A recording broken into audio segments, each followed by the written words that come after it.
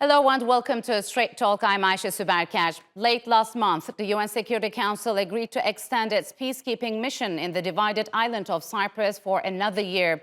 While the Turkish Cypriots have called it a repeated mistake, they also criticized the UN for not seeking the country's approval. Türkiye also voiced support for the Turkish Republic of Northern Cyprus, calling the approach far from being fair. The announcement comes as the UN appointed a new envoy for the ethnically divided island. María Anhela Holgin Kueyyar says she hopes to revive peace talks and work with both the Turkish and Greek sides. In August last year, UN troops tried to stop the construction of what's been called the Yigitler-Pile road, which is expected to ease the lives of Turkish Cypriots living in the buffer zone. This is all part of a decades-long dispute between the two sides. In 1974, after a coup aimed at Greece's annexation of the island, Türkiye launched a peace operation to prevent the persecution of Turkish Cypriots. Now both countries are calling for a two-state deal, opposed to reunifying the island as a federation with Greek and Turkish Cypriot zones. And now for more on the ongoing peacekeeping mission, joining me from Lefkoşa, the Turkish Republic of Northern Cyprus, is Güneş Onar. He's a special representative of the TRNC president. Mr. Onar, thanks for joining me on Straight Talk. It's good to have you on the program. So you've come together with UN Secretary General's personal envoy for Cyprus, María Anhela Holgin Kueyyar, a few days ago. So what was on your meeting's agenda? Thank you for having me. Let me start by mentioning an important point. As the TRNC, as the Turkish Cypriot side, we welcome the appointment of Ms. María Anhela Holgin Kueyyar as the personal envoy of the Secretary General. As you know, the Secretary General officially appointed Ms. Holgin as his personal envoy on the 5th of January upon securing the consent from both sides, President Tatar and the Greek Cypriot leader. That's a very important thing. Why? Because the consent not only include candidate, but the mandate as well. Let me share with you briefly the mandate, which is to explore whether common ground exists or not between the two sides, to start a new and formal negotiating process, and it will be conducted not exceeding 6 months. As you said, we have had our initial meeting with Ms. Holgin. I can deem these meetings as constructive meetings. It's initial meetings. We shared our vision. We shared the background problem and the root causes with her, and we are looking forward to receiving her in the second week of March. So following the discussion, she has also met Turkey's Foreign Minister Hakan Fidan in Ankara. What do you say are efforts to revive the Cyprus peace talks gaining steam? And what do you make of their timing, if they so? We are not talking about here reviving or resumption or revitalizing anything. We are talking about if we manage to agree on a common ground, we are talking about a new and formal process in order to settle the Cyprus issue. So it's a common practice, usual practice to visit after the meetings on the island, to visit the capitals of the guarantor powers, and it's a positive development that His Excellency Hakan Fidan, Foreign Minister, received María Anhela Holgin Kueyyar. The timing is maybe played on the timing because we spent more than 2 years for this appointment. Initial agreement was 2001, and then we spent 2 years to appointment the Secretary General to appoint his envoy. So you've mentioned a common ground. What about that? I mean, is there a common ground between the sides on the way forward towards a peaceful resolution of this dispute? And how deep does the mistrust run between the two sides on the island? It is actually the trust issue, the confidence issue is the most important element, I would say. There are many issues regarding this, the causes of this mistrust, but the importance of this appointment is, it is very clear. I mean, the federation is no longer a common basis, the mutually agreed basis, in order to solve the Cyprus issue.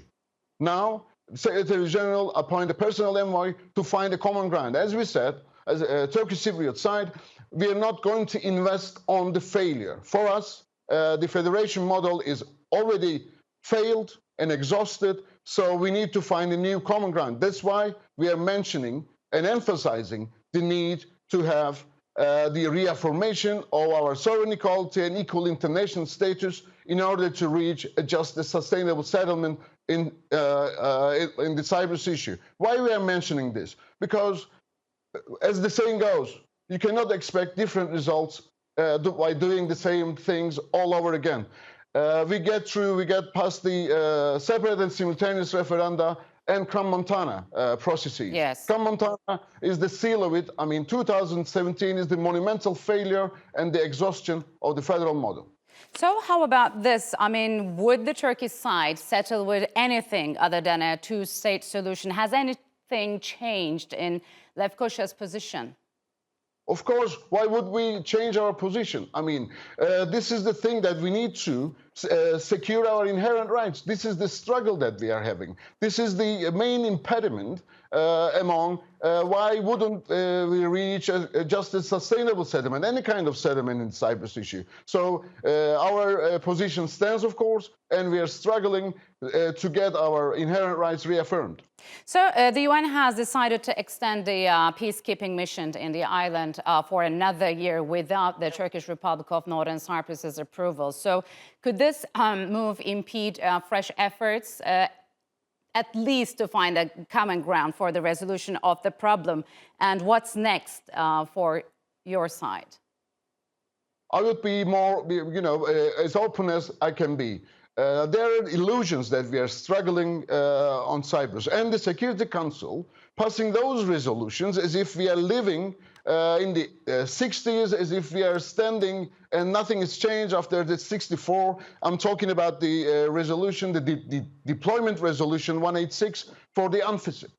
Of course, they're looking at it as a technical rollover, but for us, it's not. Both states have their own territories since 1974.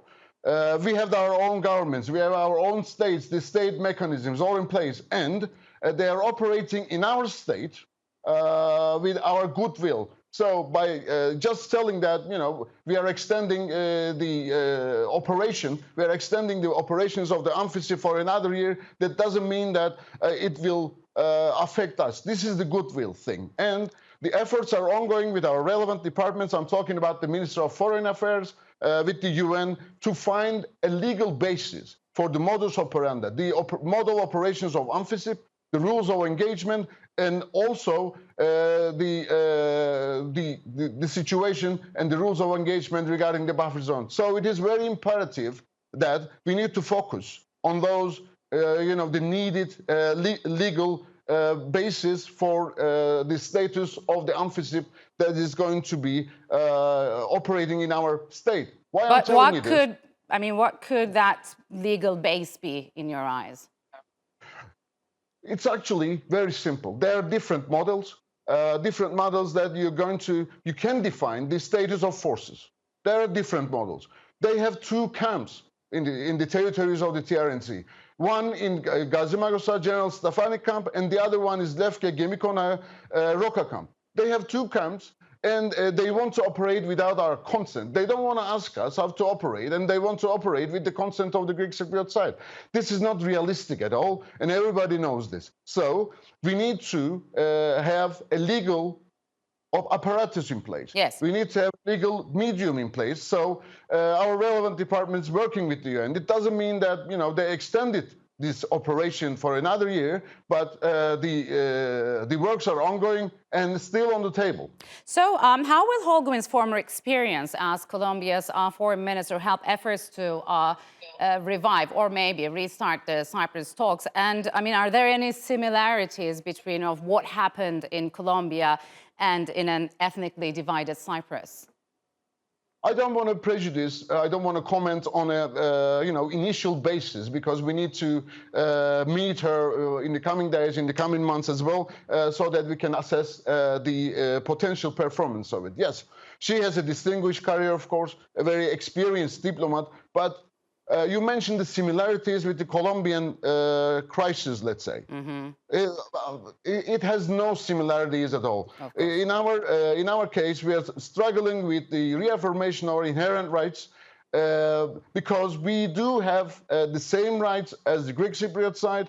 And after 1964, they have those, they hijack the inherent rights and bind it to them. So we need to reaffirm our rights. So I don't know. Let's see the performance because the conflicts are not similar. So as Guarantor says, are, for example, Türkiye and Britain on the same page when it comes to efforts to move past this stalemate? They are not on the current situations that we are living because the UK has a special ties with the island, as you know. A former colonial power, the troop contributing country to the UNFICYP, one of the guarantor powers, have 2 sovereign bases on the island. They are everywhere, basically. And they are trying to preserve their own interests. So we are reaching out to them and try to explain the whole situation. Everybody's saying that status quo are not sustainable and not acceptable. So let's change the status quo, but without investing on the failure, without investing on the exhausted basis. So we are expecting them to understand why we want the reaffirmation of our rights, why we want our sovereign equality and equal international status to be reaffirmed. So do you believe that thawing ties between Ankara and Athens accelerated this process? Of course, it's always good ties between the guarantor powers. We are talking about the motherland countries. It is very important step forward, improving relations between the countries. I mean, declaration of friendly relations, good neighborliness is very important. But as you know, they isolate the Cyprus issue from their deliberation. But of course, we are supportive of the good relations between Türkiye, and Greece. So how has the Israel-Hamas war in Gaza made the resolution of the Cyprus problem more relevant when it comes to regional balances? Some circles want to draw parallels between our issue and the Middle East thing. You know, the humanitarian crisis, you know, terrible atrocities, terrible, things happen to the innocent people in Gaza. I would like to look at this another angle, because for the Turkish Cypriots, we've been through those, the atrocities for 11 years. The importance of having a strong guarantor is a crucial element for sustaining peace and the security concerns of people. So the humanitarian crisis, the tragedies in Gaza, reminds us that the guarantorship, and including the intervention rights of Republic of Turkey, is very crucial for the Turkish Cypriot people. All right, Mr. Onar, unfortunately, we'll have to leave it here. Thank you very much for joining me on Straight Talk.